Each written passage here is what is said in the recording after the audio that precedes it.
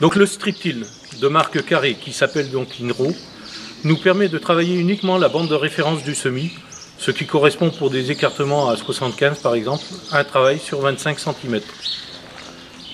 On peut l'avoir en 4 rangs, 6 rangs, 7 rangs ou 8 rangs, ce qui nous apporte des économies et des gains de temps non négligeables. C'est donc une partie qui va travailler pour préparer le sol, pour pouvoir semer, uniquement une partie rétrécie. Donc nous avons des poutres fixes ou repliables, parce que nous commençons à 4 rangs et nous allons jusqu'à 12 rangs, à 80 éventuellement, en semi-portée ou en portée 3 points. Notre élément a l'avantage de faire 290 kg, c'est un élément lourd, avec un parallélogramme, ce qui nous permet d'épouser parfaitement les déformations du sol ou les irrégularités. Nous avons un ressort de compression pour justement faire un terrage forcé sur cet élément-là. Donc après, dans la partie technique de l'élément, nous avons une paire de roues. Une paire de roues à bandage caoutchouc pour avoir une bonne stabilité de l'élément, pour avoir une régularité de travail de tout ce qui va travailler derrière.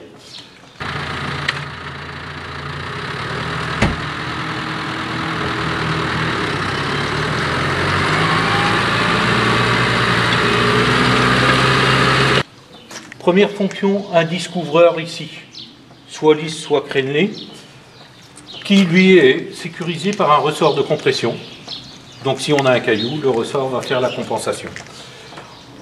Ensuite, vous avez des chasse-débris qui sont flottants indépendamment avec un ressort et qui sont réglables facilement sans clé. On peut même aller jusqu'à les mettre en position hors travail très facilement. Ensuite, nous avons la dent. La dent, elle a la particularité d'avoir un sabre ici, donc qui va couper la terre, avec une pointe associée en largeur, soit 20 mm, soit 50 mm, en fonction des cultures que l'on veut implanter par la suite. Et vous avez un aileron en dessous pour assurer la fissuration horizontale. Ce flux de terre, on doit le canaliser parce qu'il ne faut pas envoyer de la terre au-delà de la surface que l'on veut garder. Donc on a deux déflecteurs, un gauche, un droite, soit sous forme crénelée, comme vous voyez ici, soit sous forme vortex avec des ondulations beaucoup plus rapprochées et du genre hélicoïdal. Ces déflecteurs, ou ce canal, on va le régler manuellement, là aussi, avec une poignée. On va pouvoir le retirer ou le refermer. Et ensuite, on a l'angularité qui est variable. Si on veut faire une butte de terre, on va donc ouvrir ou fermer plus ou moins ces déflecteurs.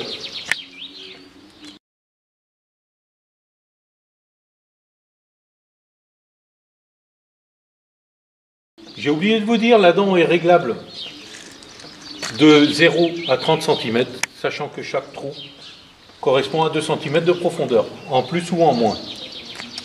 Cette dent est réglable avec une simple goupille et une broche. Et derrière, vous avez le réappui, parce qu'on a travaillé le sol, il faut réappuyer derrière. Soit avec un rouleau type à chaîne, qui s'auto-débourre, soit avec un rouleau Farmflex, donc c'est un pneu, ou avec des roues fontes pour appuyer d'une façon importante. Là aussi, c'est réglable avec une manivelle. C'est tout simple.